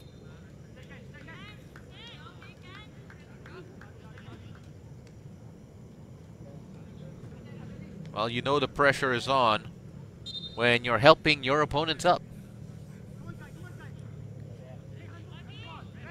Yeah, that's the big one, isn't it? Stallions against Cebu. And I know that Coach Ref is watching with the rest of the boys from the Cebu team. I hope they're enjoying this, and of course they've got that one game which they really, really need to focus on. And I know that Stallions have been preparing. They want their first stint at the AFC level. Well-structured club. They've got a facility that they can train on in Binyan. And that's going to be a really, really good game because Cebu are coming into that with some players who are known, some players who are unknown. Trying to find Custodio with that free kick, no good. As Kaya hoofed that away. Olibias. Back to Camerad.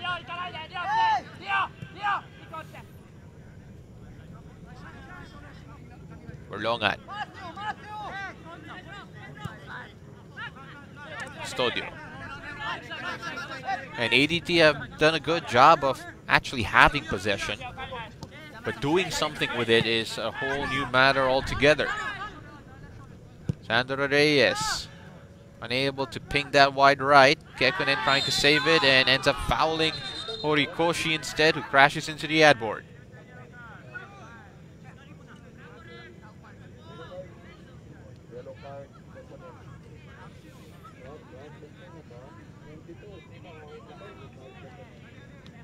So Kekkonen will be adjudged with a yellow card here.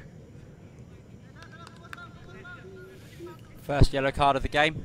I mean, it has been a well-contested game, but I don't think anything has been, you know,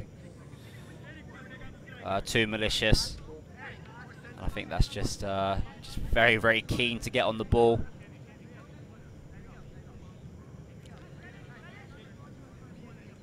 So Kaya with a 2-0 advantage here, looking set to take maximum points, and will do their best here to keep a clean sheet. Of course, we've seen stranger things in football. Let's see if ADT have a bit of magic in them. As I said, they will want to get that goal. Sometimes when you're a younger side, you know, in a league, sometimes you need that first goal, and the rest of the goals will come more naturally. Sandro Reyes.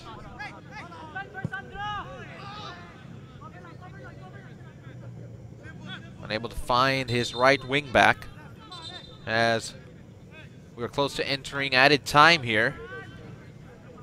Looking at the board from across the pitch, it looks like an expected 4 minutes at the very least.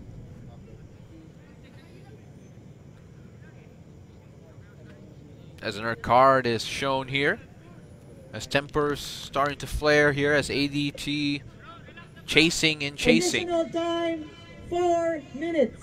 So 4 minutes of added time, the confirmation is there.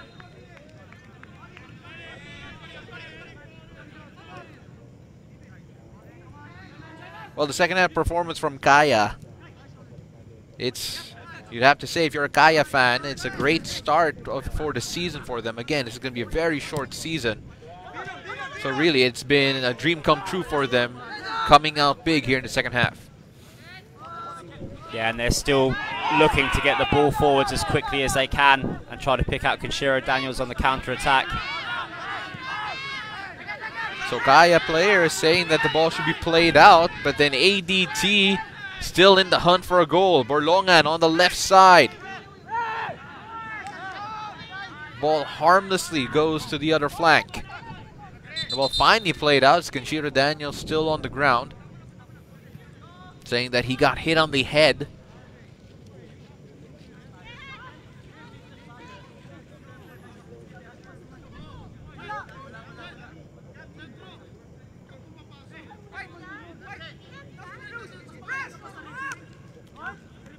So for ADT, it's back on the drawing board for them. Again, defensively, especially in the first half, they were solid.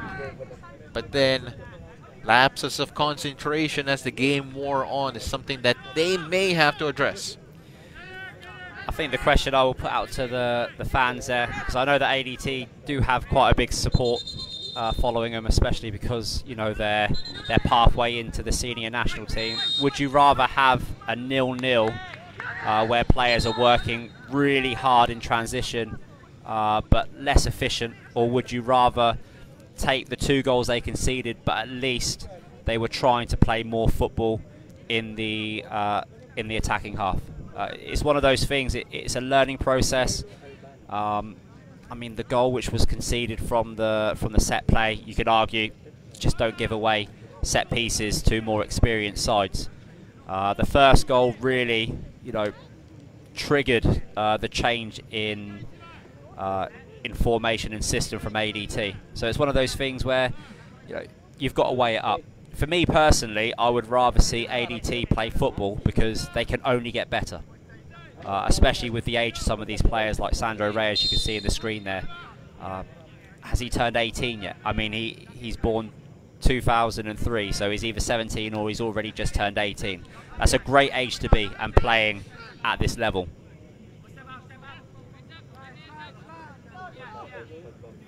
I mean, Kaya have been professional and they have done the job that they've needed to do.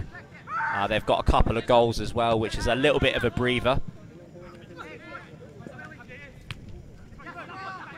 Mitchell kicking that away. Zach Banzon holds on to it here. So ADT looking Like they need more answers, at least going forward. That has been a constant theme since the Under-23 tournament in Singapore, where they arguably had more talent on the field, at least on paper. But still, losing 2-0 against a team that would fancy themselves as favorites for the entire competition. Yeah, I would say talent-wise, it's still quite even between these two sides. I mean, the difference really is the experience and the level that some of the players have brought in. I mean, having someone like Mitchell at the back makes a really big difference to the way that your back four plays.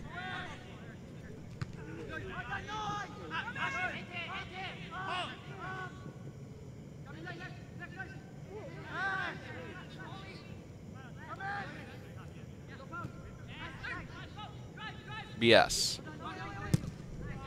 Fuji clearing that away. As ADT just counting the seconds. Kaya rather just counting the seconds to the final whistle.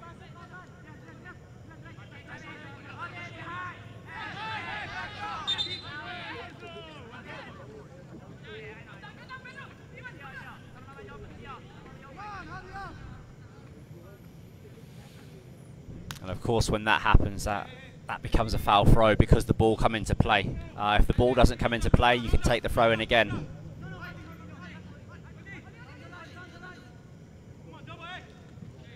So referee just giving a bit more time after a few of the injuries were addressed, and a shot straight at Camarade.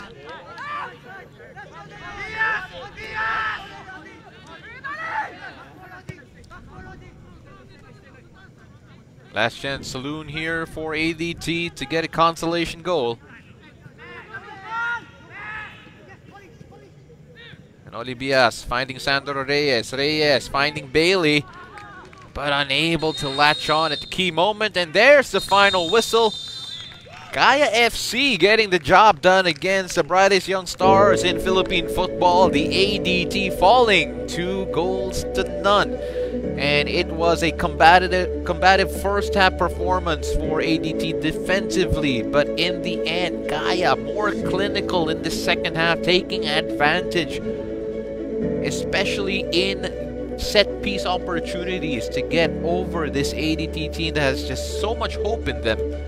But in the end, the experience of Kaya really shining through. Yeah, I think you managed to get it there.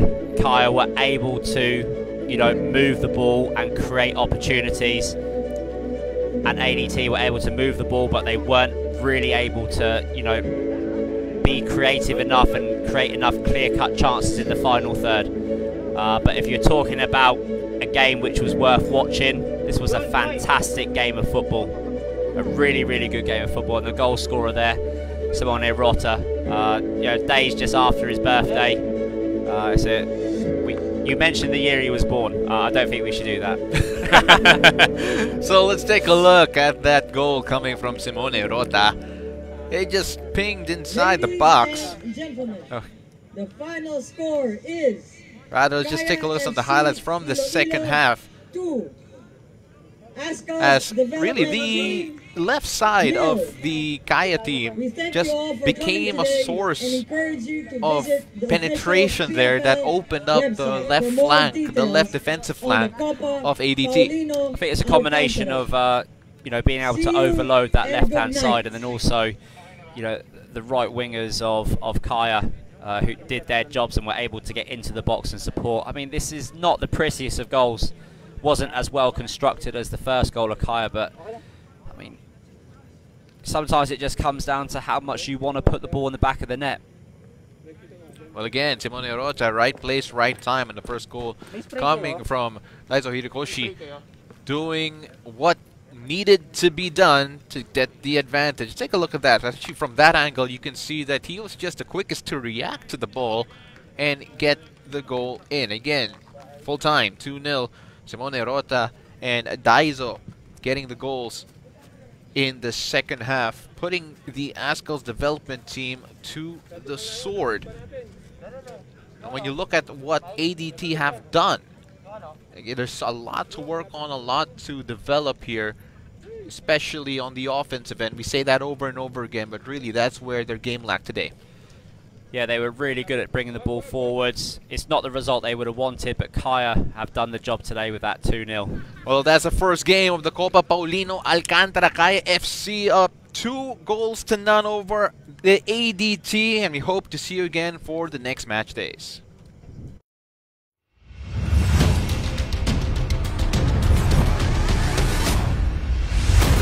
There's an opportunity here, and we've got our first goal of the match.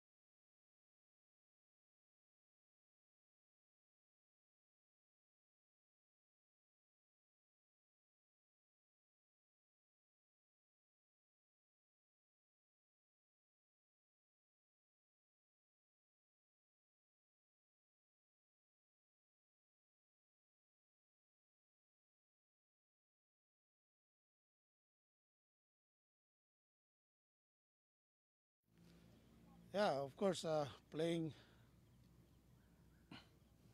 Yeah, of course, playing against Kaya with a lot of experience. So the nag-qualify na sila for AFC Champions League. They've been playing together since maybe 4 years, 5 years ago. So matagal na nagsama yung team.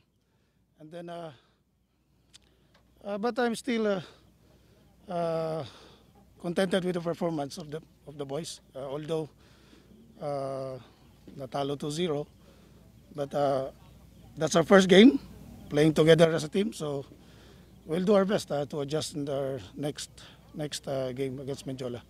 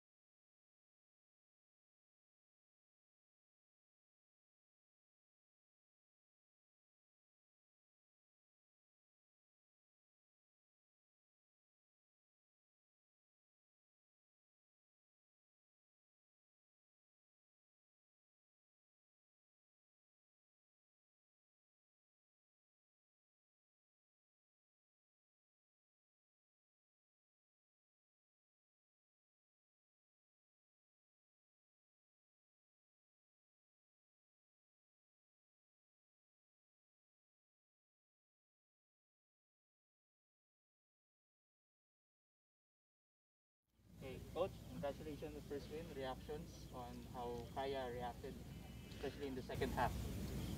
Yes, first half we expected ADT will press high, so maybe some players are confused a little bit because we didn't have official game so long. So especially ADT was really fresh and their mentally was there. So, but second half we fixed all, so that's why we are able to win. Thank you.